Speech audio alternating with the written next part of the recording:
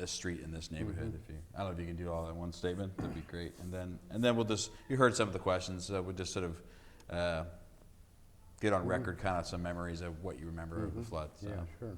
Okay, are we running? All right, so we're rolling. So can you tell us your name, how old you were, where you were living during the 37 flood? Thomas McDonough. I was 4 years and 3 months old. I lived in O'Brienville on 3033 Cahoon Street. So when you think of the 1937 flood, what is your most vivid memory, or what image comes to mind when you think of the 37 flood? Going down these steps on our rear end.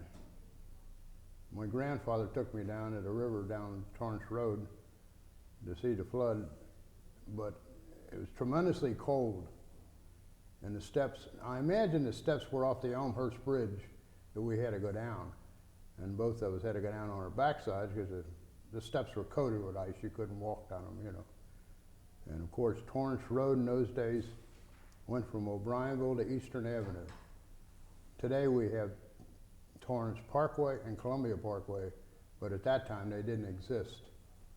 And so that's a little mix up with the younger people because they can't imagine Columbia Parkway never being there, you know.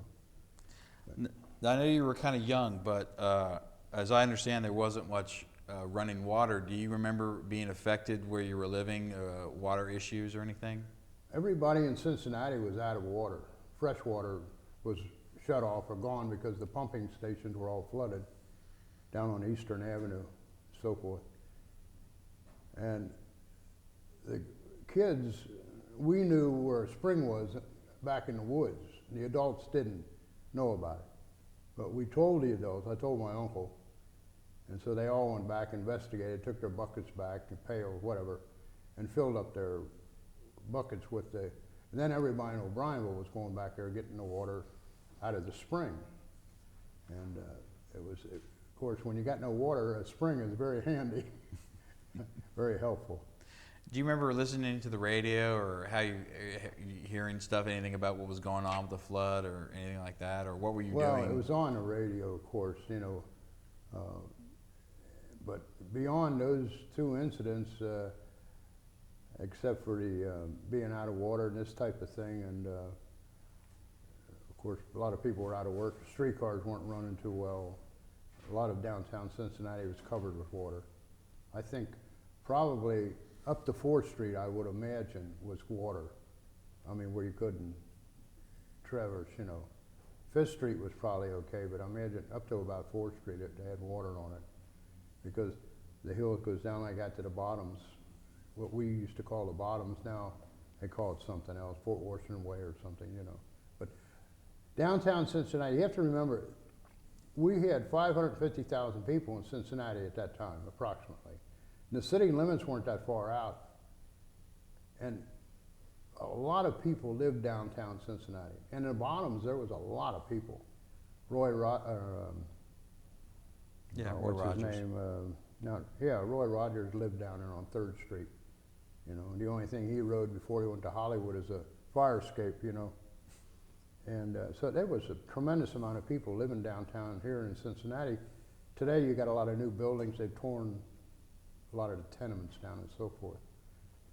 Now, one of the things you have with you a card of the different years of the flood, and you were telling me about St. Rose. Can you talk a little bit about St. Rose and those markings on the church?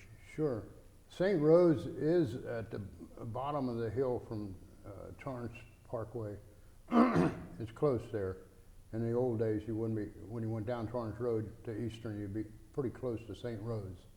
And on the back of St. Rose Church is the markings of all the floods. They've got it on the back of the church. And now the river's been raised tremendously because of the new locks. Back in those days, the river wasn't as wide as it is today. And right there at St. Rose is what they used to call the iron banks. There was iron ore all along the banks there of the river. But since the 60s, when they put the new locks in, the water, they've raised the water a lot in the Ohio River, and it's a lot wider today than it used to be. And it's a lot calmer. Back in that time, the river was wild. We had locks that would put in the 20s for the, you know, or not for flood control. They're not made for that. They're made for navigation. Even the ones today are not made for flood control.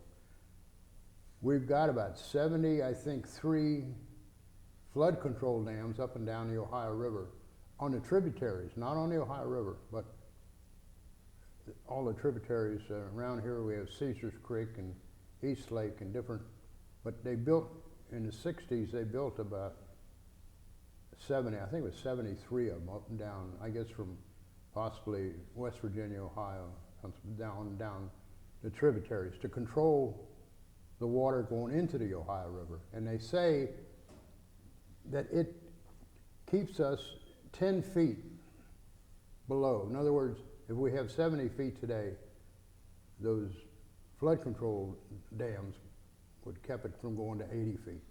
That's what they say. And whether it's true or not, I don't know.